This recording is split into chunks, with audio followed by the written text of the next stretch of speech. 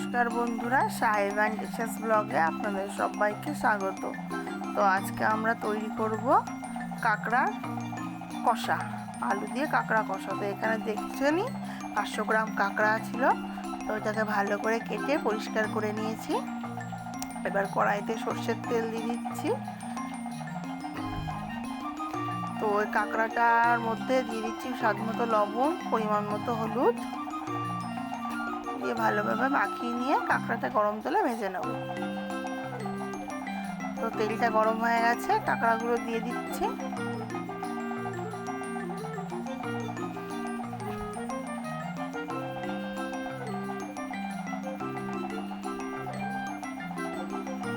তো এখানে কাঁকড়াটা দিকে ভাজা হতে হতে আমরা দিকে মশলাটা করে দিই। আদা, কাঁচা লঙ্কা, রসুন, পেঁয়াজ, টমেটো। তো মিক্সিতে এবার আমরা মশলাটা বেরিয়ে প্রথমে দিয়ে দিচ্ছি আদা, তারপর দিচ্ছি কাঁচা লঙ্কা,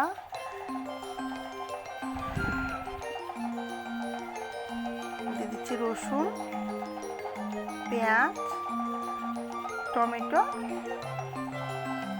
দিয়ে মশলাটা বেটে নেব। এবার দিচ্ছি জিরে গুঁড়ো।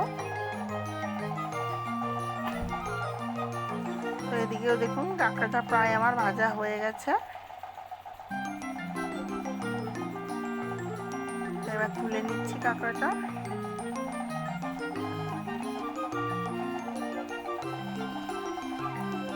তো কড়াইতে আবার একটু তেল দিয়ে দিচ্ছি।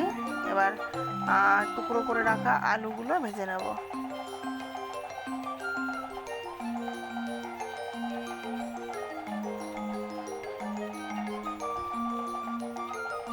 তো আলু ভাজার মধ্যে দিয়ে দিচ্ছি একটা তেজপাতা, সামান্য একটু জিরে ফোড়নে। তো এবার যেই মশলাটা আমরা বেটে রেখেছিলাম, তো সেই মশলাটা এবার তেলের মধ্যে দিয়ে দেবো। আলু আর মশলাটা ভালোভাবে কষিয়ে নেব।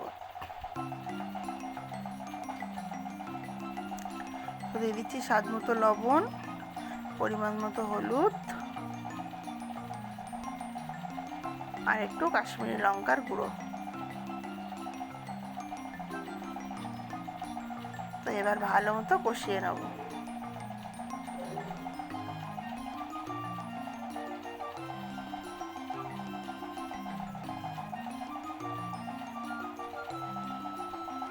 তো মশলাটা কষানো হয়ে গেছে। তো এর মধ্যে দিয়ে দিচ্ছি, মশলার মধ্যে রেখে দিয়ে দিচ্ছি এবার ভেজে রাখা কাঁকড়াগুলো দিয়ে আবার একটু ভালোভাবে নাড়াচাড়া করে নিয়ে ঝোল করার জন্য পরিমাণ মতো জল দিয়ে দেবো।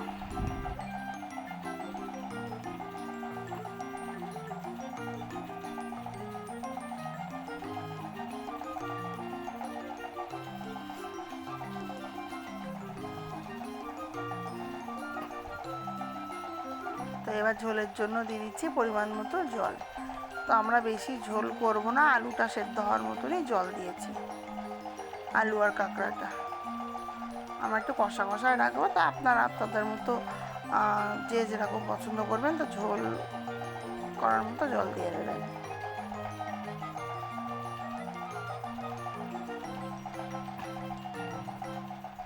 দেখুন আলুটাও সেদ্ধ হয়ে গেছে।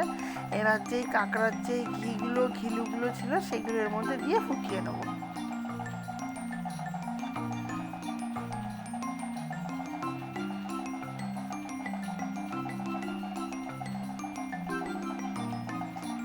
তো এবার থালা দিয়ে ঢেকে দিচ্ছি।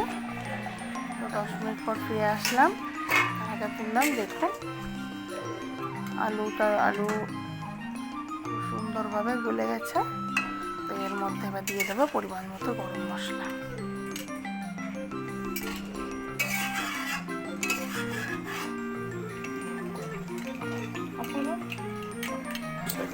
দিয়ে দিচ্ছি পরিমাণ মতো গরম মশলা।